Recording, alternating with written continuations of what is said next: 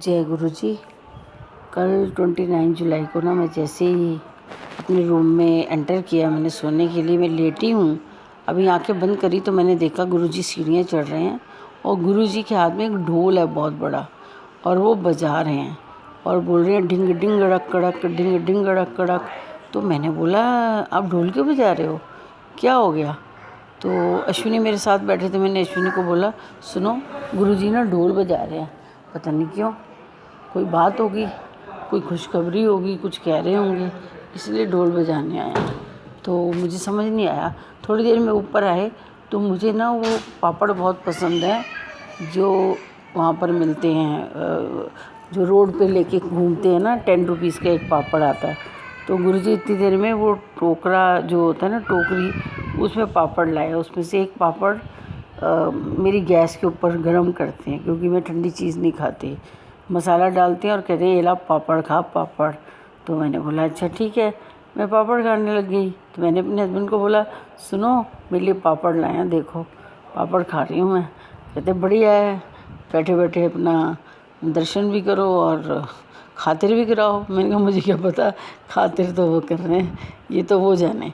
इतनी देर में ना 10 सरदार जो भगवान हैं, जो गुरु नानक जी वगैरह सारे हैं और जो भी हैं, वो सारे के सारे ना मुझे दिखाते हैं। तो मैं कहती हूँ हाँ इनको तो मैं जानती हूँ, तो जानती हूँ ये कह करके और गुरुजी को बोल के चुप हो गई।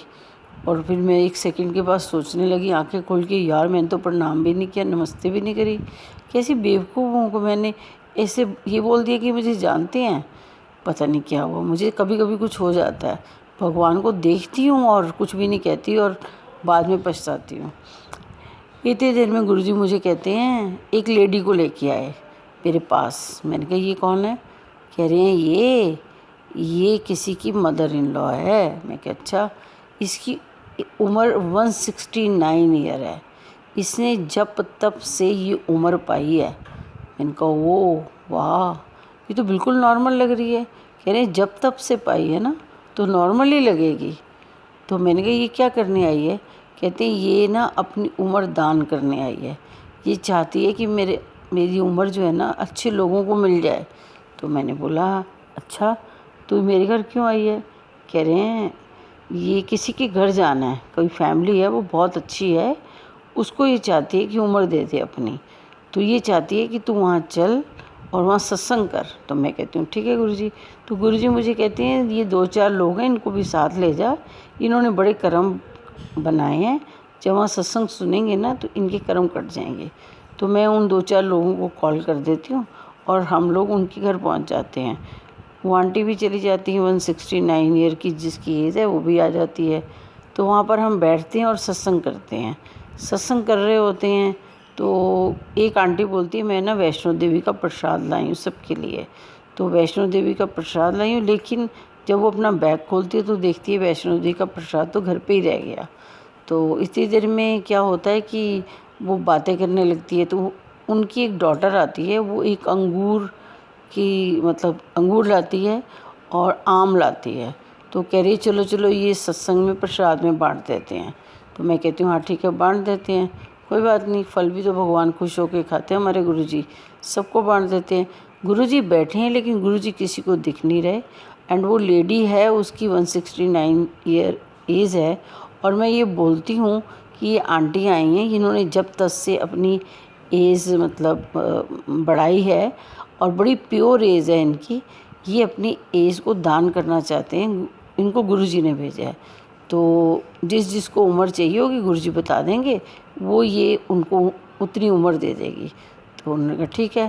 फिर सत्संग करते रहे, लेकिन सत्संग जो प्योर भाव से करेगा, आराम से सुनेगा, शब्द कीर्तन सुनेगा और सत्संग करेगा और लंगर भाव से खाएगा ना, उसको ही उम्र दे के जाएगी। तो सारे अपना शुरू हो जाते हैं, अपना ध्यान लगाने लगते हैं।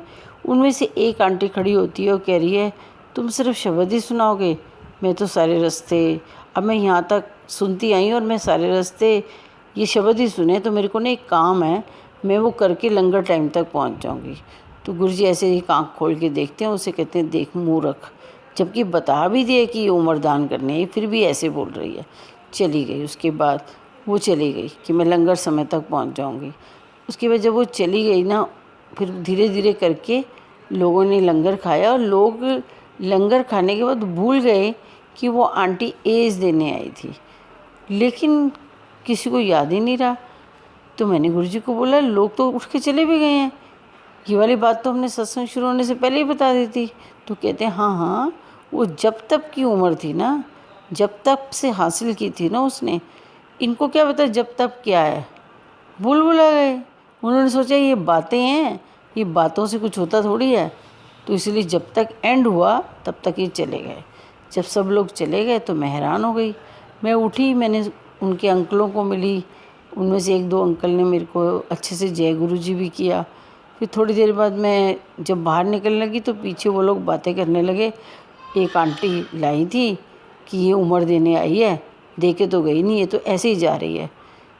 मैं बेकार में ऐसे सत्संग करते हो, ऐसे कभी गुरुजी किसी को भेजते हैं इसकी बहुत एज है और इसकी एज बांटने आए हैं, ऐसे कभी होता है?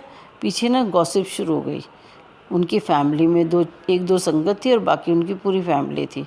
तो मैंने गुरुजी का देखा, जहाँ सत्संग करने आई थी यहाँ भी प्योर भाव नहीं है, देख क्या बोल रहे हैं। इन्होंने मेरे को पूरा सुना दिया। पता नहीं मेरे को ध्यान नहीं रहा, मेरा मन ख़राब हो गया और मेरी पैर उनकी बालकनी से नीचे हो गया। मैं सेकंड फ्लोर पे थी एंड जैसे ही मैंने ऐसे किया और मैं नीचे गिर गई, मतलब गिर गई लेकिन मैंने उनकी छत को पकड़ लिया और लटक गई। तो मैंने कहा गुरुजी ये क्या हुआ, ये क्या हुआ, मेरे को क्या हो गया? इतनी देर में मैंने जैसे तैसे उगड़म सगड़म करके अपने आप को ऊपर वापस जाने लगी थी। फिर ऊपर से ही किसी ने मुझे पकड़ने की बजाय मुझे धक्का दे दिया। ऐसे लगा जैसे कोई चाहता ही नहीं कि मैं ऊपर आए। तो मैंने सोचा अब मैं क्या करूं? तो कहते हैं कोई बात नहीं, चिंता क्यों करती है, तू ही आई थी ना यहाँ प्योर भाव से, ये देख ये स्ट्रेचर है, इसके ऊपर तूने जाना था अभी। मैंने कहा मैंने जाना था? कहते और क्या, सब लोग चाहते हैं तू जाए यहाँ से, दुनिया से, ये देख ले, ये ऐसे लोग हैं, ऐसे ऐसे ऐसे ऐसे लोग करते हैं, किसी की प्योर भाव को लात मारते हैं, दिल टूट जाता है, इसे दिल टूटना ही कहते हैं, तू चिंता मत कर। तो मैंने कहा, गुरुजी ने एकदम मुझे पकड़ा और ज़मीन पे खड़ा कर दिया। वो लोग नीचे आए और मैं बिल्कुल नॉर्मल।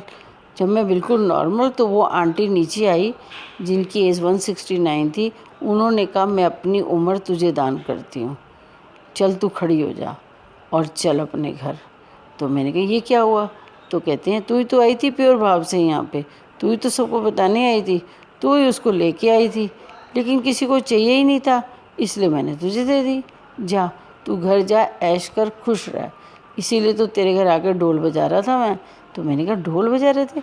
आपने तो पहले ही ढोल बजा दिए थे। कहते मुझे तो मालूम होता है पहले ही कि कौन लेने आया है, कौन गंवाने आया है, कौन टाइम पास करने आया है, कौन मेरी महिमा को समझता है और कौन मेरी महिमा को नहीं समझता, मुझे सब पता होता है। लेकिन मैं प्रैक्टिकल करके तो बताऊंगा ना कि आज तुम यहाँ तक पहुँचे हो तो उसके पीछे क्या है। चल उठ, जा ये सत्संग सबको सुना, बता सबको कि भगवान कैसे कैसे, हमारे गुरु कैसे कैसे रास्ता बनाते हैं और कैसे कैसे हमें सिखाते हैं। और इसी जो भी तूने पाया सीखा, ये उसी का फल है कि आज वो आंटी तेरे को अपनी उम्र दान कर गई है। तो मैं कहती हूँ अरे वाह, ये तो बड़ा कमाल का सत्संग है। लेकिन पहले तो समझ ही नहीं आया कि ऐसा होगा, मुझे लगा कोई खुशखबरी है। तो कहते हैं खुशखबरी तो है कि तू अपने घर से सही सलामत गई थी और अपने घर में सही सलामत लौट के आ गई। करके क्या आई है? मेरी महिमा। जो मेरी महिमा सच्चे मन से गाएगा, सबको सुनाएगा, प्यार से लंगर करेगा, भाव से करेगा, भाव से खिलाएगा, वापसी में भी वो खुशियाँ ही लेके आएगा। जय गुरु जी, जय गुरु जी।